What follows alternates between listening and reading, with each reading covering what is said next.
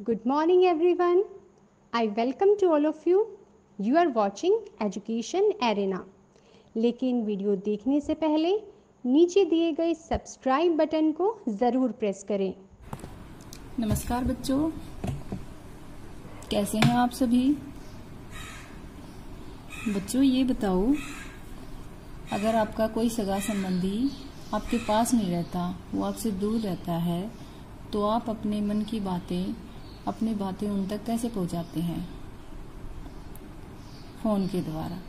ठीक है बच्चों, फ़ोन के द्वारा पहुंचाते हैं। लेकिन ये बताओ, जब पुराने समय में जब हमारे पास फ़ोन नहीं होते थे, तो हम अपनी बातों को अपने सगे संबंधियों तक कैसे पहुंचाते थे? बच्चों, हम अपने सगे संबंधियों तक चिट्ठी से पहुंचाते थे। ठीक है, तो आज हम इस वीडियो में हमारी हिंदी की तीसरी कक्षा की पाठ्य पुस्तक झिलमिल के पाठ 5 दिव्या की चिट्ठी के बारे में पढ़ेंगे कि दिव्या ने अपने पापा को चिट्ठी लिखी है इस पाठ में, और उसने इस चिट्ठी में क्या लिखा है। और इस पाठ में हम ये भी जानेंगे कि चिट्ठी को अपने सही स्थान पर पहुंचने के लिए किन किन चरणों से गुजरना पड़ता है। आज हम चिट्ठी के सफर के बारे में भी जानेंगे। चलो बच्चों, अब हम दिव्या की चिट्ठी के बारे में पढ़ेंगे कि उसने अपनी चिट्ठी में क्या क्या लिखा है। दिव्या के दादा दादी गांव में रहते हैं। हर बार छुट्टियों में वह उनके पास जाती है, लेकिन इस बार दिव्या गर्मी की छुट्टियों में अपनी बुआ जी के घर गई। वहां कुछ दिनों बाद उसने अपने पिताजी को चिट्ठी लिखी। आओ देखें उसने चिट्ठी में क्या लिखा है। प्यारे पापा, नमस्ते। मुझे आपकी और मम्मी की बहुत याद आ रही है। बुआ जी मुझे बहुत प्यार करती है और कभी कभी अपने साथ बाजार भी ले जाती है, लेकिन मुझे बाहर खेलने नहीं जाने देती। मैं और सोनू घर में अकेले ही खेलते हैं। बुआ जी मुझे ही घर के काम करने के लिए कहती है, सोनू को नहीं। ऐसा क्यों बच्चों? क्या ऐसा होना चाहिए? नहीं होना चाहिए बच्चों। अगर आपके घर में भी ऐसा होता है कि लड़की को घर के काम करने के लिए बोला जाता है और उसे बाहर नहीं खेलने दिया जाता, और लड़के को घर के काम करने के लिए नहीं बोला जाता, तो बेटा आप अपने पेरेंट्स को बता सकते हो कि लड़का और लड़की एक समान होते हैं, और घर का कोई भी काम, चाहे कोई भी काम हो, लड़का लड़की दोनों कर सकते हैं। ठीक है, चलिए आगे बढ़ते हैं। आप बुआ जी को कहना कि वह मुझे भी खेलने के लिए बाहर जाने दे, और सोनू को भी घर के कुछ काम करने को कहे।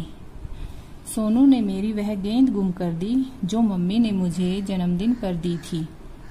क्या कहती है वो? सोनू ने क्या गुम कर दी थी? दिव्या की गेंद।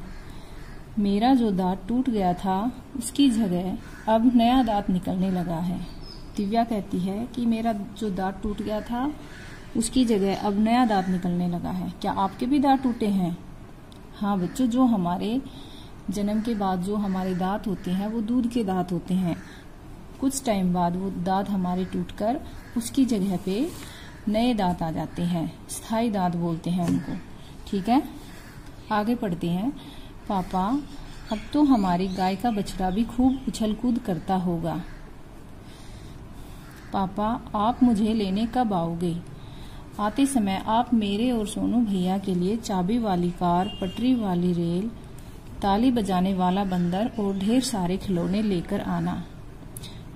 आपकी बेटी दिव्या। दिव्या ने अपने पापा से क्या क्या मंगवाया? चाबी वाली कार, पटरी वाली रेल, ताली बजाने वाला बंदर और ढेर सारे खिलौने। तो ये बताओ, दिव्या ने किसको चिट्ठी लिखी है? अपने पापा को। ठीक है बच्चों, अब उसने अपनी चिट्ठी को लिखकर आगे पढ़ते हैं। पत्र लिखकर दिव्या ने लिफाफे में बंद किया और बुआ जी से पूछकर लिफाफे पर पापा का पता लिखा। पत्र बच्चों, पत्र को हम चिट्ठी भी कहते हैं। ठीक है, चिट्ठी को ही हम पत्र कहते हैं।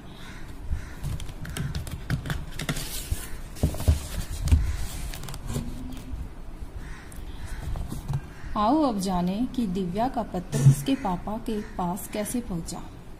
अब हम चिट्ठी के सफर के बारे में जानेंगे कि चिट्ठी कहाँ कहाँ पर होके गुजरती है, अपने सही जगह पे पहुंचती है। सबसे पहले हम पत्र पेटी में डालते हैं, पत्र को पत्र पेटी में डालते हैं। ठीक है, पत्र पेटी को लेटर बॉक्स भी बोलते हैं बच्चों। ठीक है, पत्र पेटी में से डाकिया उन पत्रों को निकाल कर डाकघर में ले जाता है और वहां पे उन पत्रों में क्या लगाते हैं, मोहर लगाते हैं। और जो पत्र जिस स्थान का है, जैसे अलग अलग जगह के पत्र होते हैं, दिल्ली के लिए अलग पत्र होते हैं, अलग अलग राज्य के हिसाब से उन पत्रों को छांट लिया जाता है और उनको डाक गाड़ी में डाला जाता है। तो जैसे दिल्ली के लिए जाने वाले पत्रों को दिल्ली की डाक गाड़ी लेके जाएगी, कलकत्ता के पत्रों को लेकर कलकत्ता की डाक गाड़ी जाएगी, तो उस हिसाब से उन पत्रों को डाक गाड़ी में रख दिया जाता है। अब दिल्ली के लिए जो डाक गई थी, वो दिल्ली के डाकघर में उन पत्रों को डाकिया अलग अलग करके उनके सही स्थान पर घर घर जाके पहुंचाता है। ठीक है बच्चों, आज हमने इस पाठ में चिट्ठी के सफर के बारे में पढ़ा। ठीक है, कि चिट्ठी का सफर कहाँ से शुरू होता है और कहाँ तक खत्म होता है। ठीक है, चलिए अब आप इस पाठ को 2 से 3 बार अच्छे से पढ़ना। ठीक है बच्चों, इसके बाद कल हम इस पाठ की एक्सरसाइज करेंगे या इसका अभ्यास कार्य करेंगे। धन्यवाद।